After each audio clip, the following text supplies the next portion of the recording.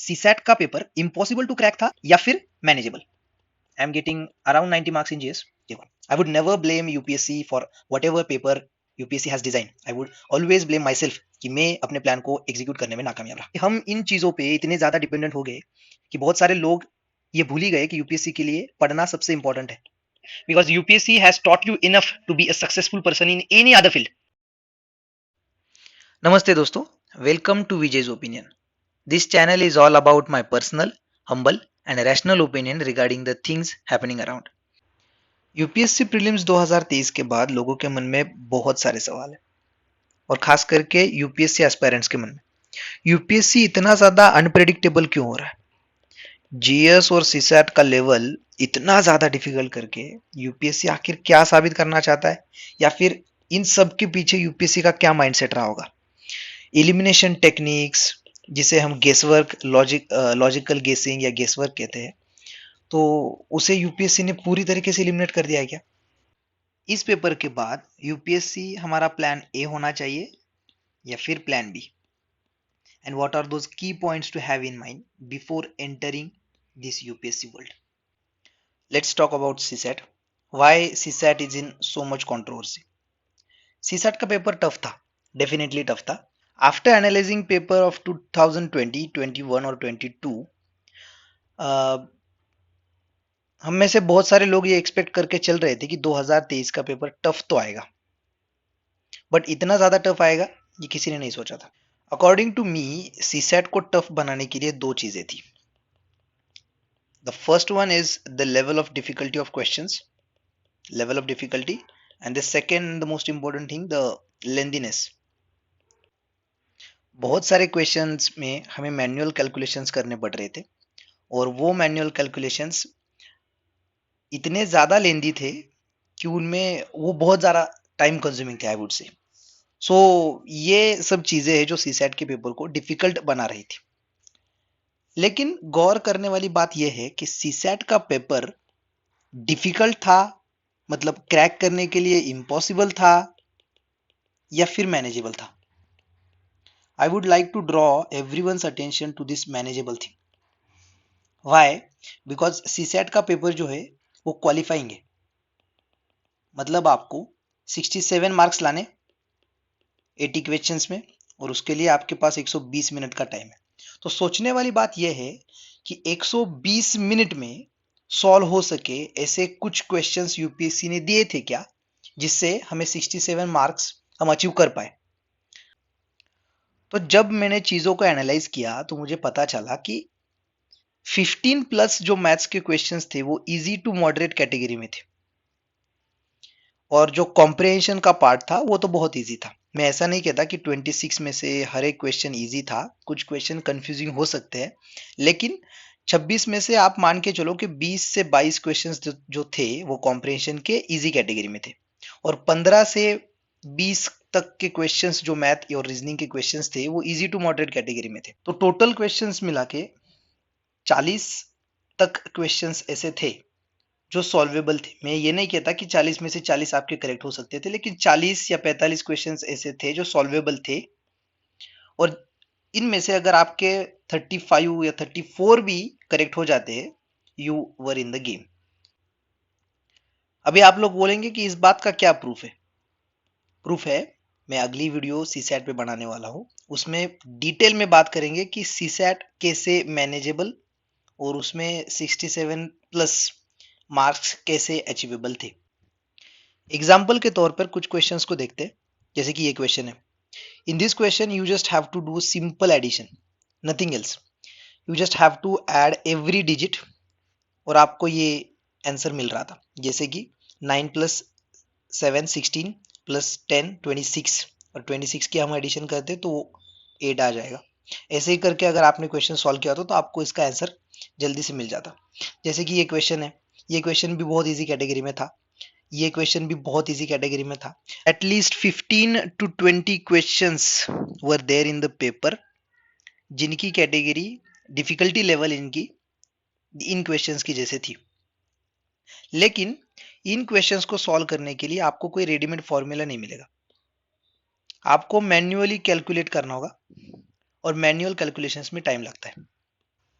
सो अगर difficulty level को हम थोड़ा साइड में रख ले तो हमें ये बात पता चलती है कि यूपीएससी का जो सीसैट का इस साल का पेपर था, it is more of A situational awareness plus more of A time management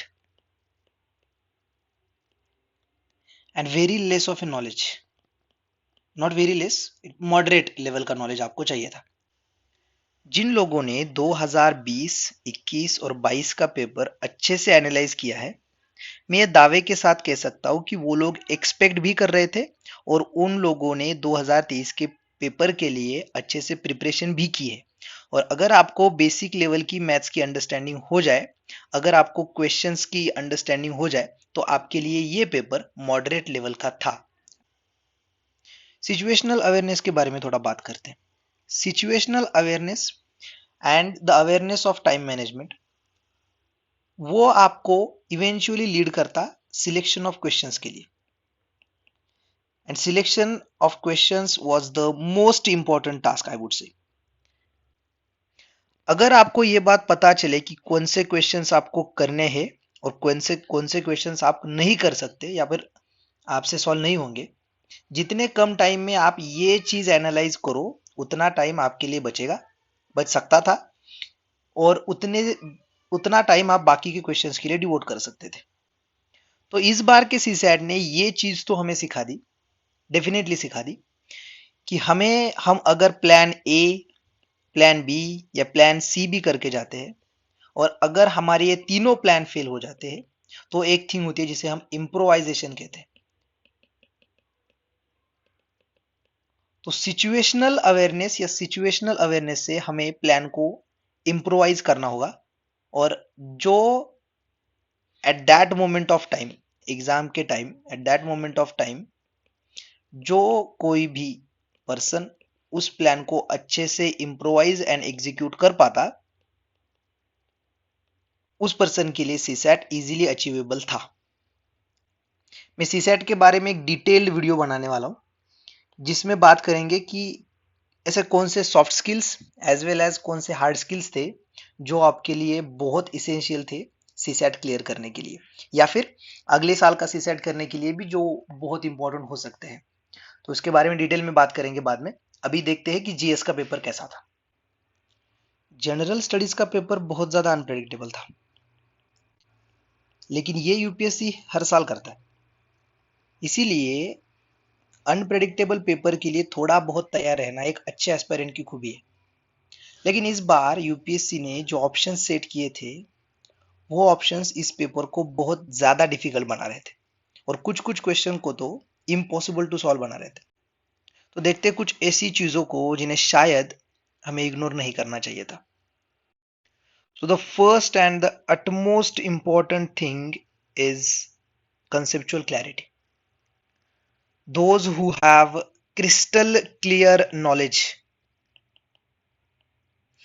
and confidence about the knowledge. Why I'm saying this? Because अगर ऐसे ऑप्शन हो ना, only one, only two, only three, तो आपको आपके knowledge पे confidence रहना बहुत ज्यादा जरूरी है और वो आएगा क्रिस्टल क्लियर अंडरस्टैंडिंग से और वो आएगा अच्छे कंसेप्चुअल क्लैरिटी से, वो आएगा रिवीजन से। There is no substitute for basic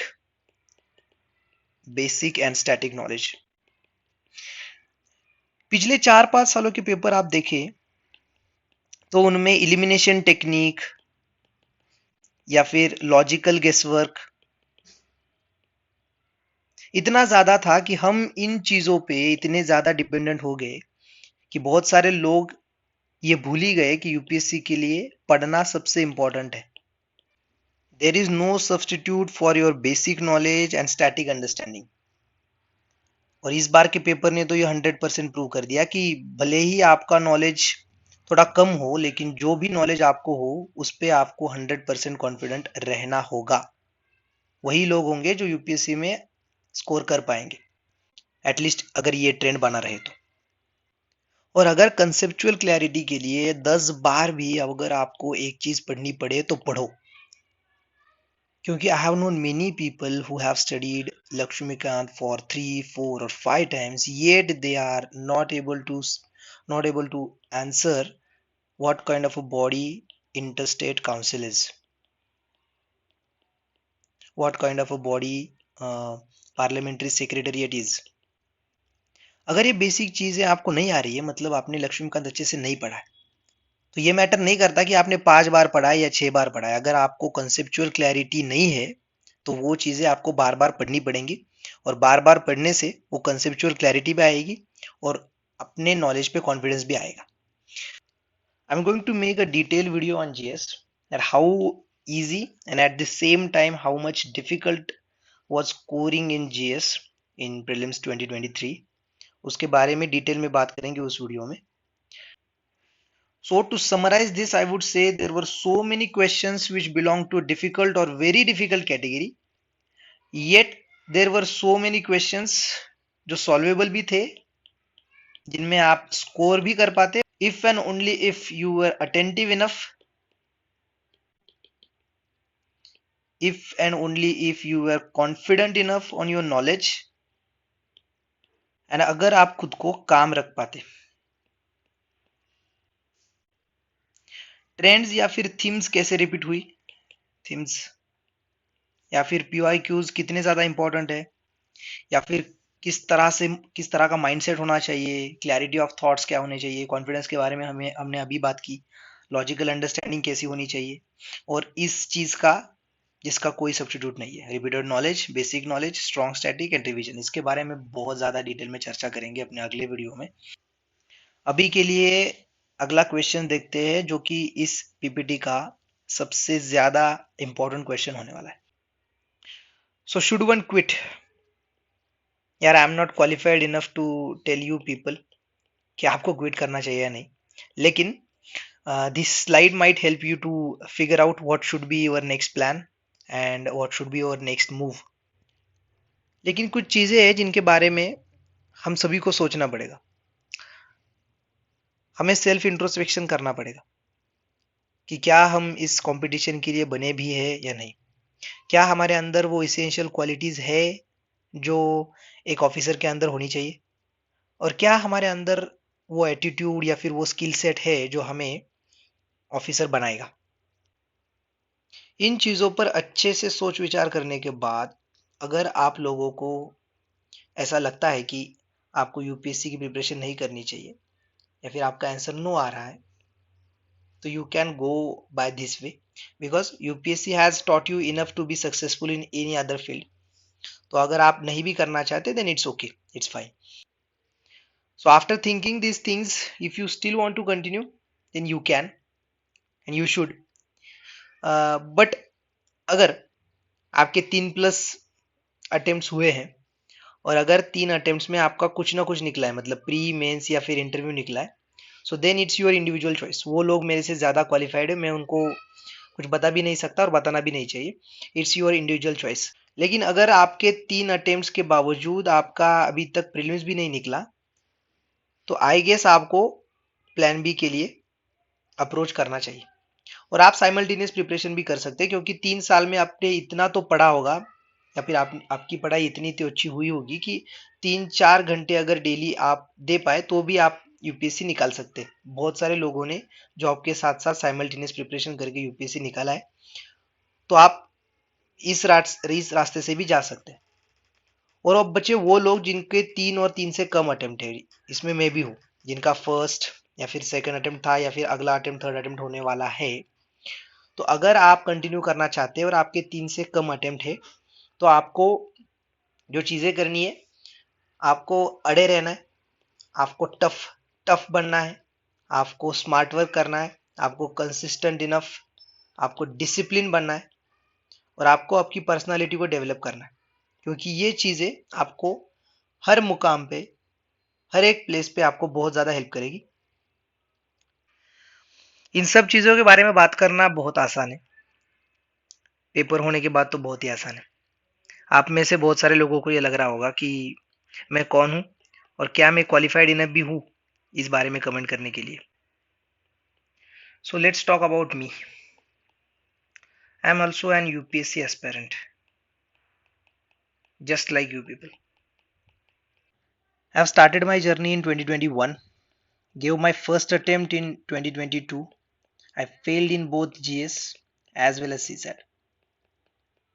I have given this attempt just after my graduation. I was inexperienced as well as I have not prepared well, hence I have failed. So this was my second attempt in 2023. So after checking various answer keys, I am getting around 90 marks in GS. I guess this is a safe score. बहुत लोग तो यही बोल रहे हैं कि 75 या 80 plus is a safe score. But I am failing in CSAT this time also. I am getting around 60 marks in CSAT. I was too much dependent on maths. I have solved so many questions of maths and many of them I marked wrong. Um, I've got a very less time for comprehension. Although this part was easy, I was not able to attempt all the questions of passage. So these are the primary reasons why I'm failing in CSAT this year. I'm starting this channel just to share my views and share my opinions with some like-minded people. So I think you people will find it genuine and I'm hoping for your support. So thank you so much and मिलते हैं next video में तब तक stay tuned.